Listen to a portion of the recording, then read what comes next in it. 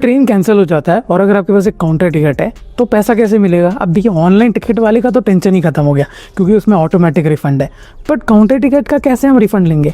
तो यहाँ पे रूल क्या कैसा कहता है, जिस दिन आपका ट्रेन कैंसिल हुआ यानी जो भी आपका डिपार्चर डेट है उस डेट से 3 दिन तक आपको टाइम मिल जाता है, यानी एक्स्ट्रा 3 दिन मिलता है कि कभी भी जाके टाइम निकाल के अपना रिफंड ले लीजिएगा।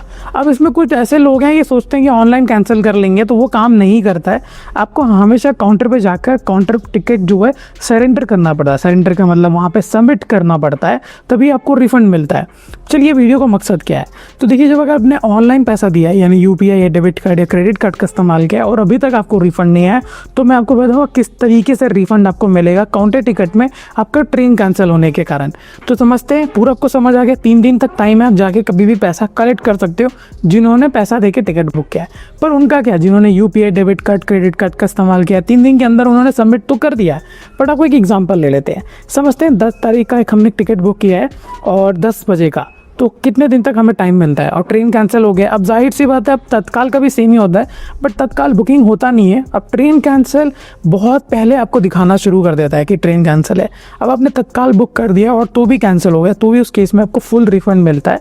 अगर आपने काउंटर टिकट का तत्काल निकाला है तो सेम रूल है कि 3 दिन के अंदर जाके आप सबमिट कर सकते हो।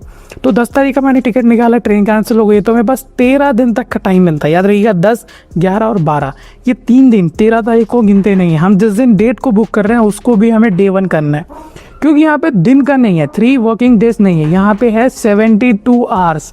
रूल कहता है 72 आवर्स, यानी जो भी टाइम से आपने ट्रेन बुक की है, सुबह के 10 बजे है और 10 तारीख का, तो आपको गिनना है 72 आवर्स कब जाके ख़त्म हो रहा है। दिन पे याद नहीं रखना, 72 आवर्स के अंदर अंदर सरेंडर करना होता है, यानी कि जाके काउंटर पे सबमिट करना है।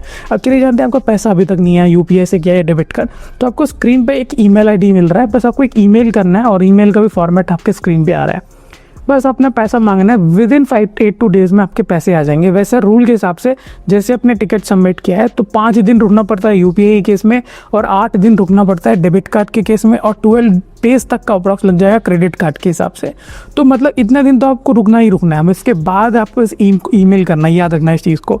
यानी 15 दिन हो गया और अभी तक आपको रिफंड नहीं मिला, तो उस पर ईमेल करते ही आपका विद इन 5 डेज में पैसे जो है रिलीज़ हो जाता है IRCTC की साइड। तो ये था एक छोटा सा वीडियो। कोई भी अगर डाउट वाइट है तो कमेंट खुला पूछ लेना। मिलते हैं नए फ्रेश एपिसोड में, तब तक के लिए।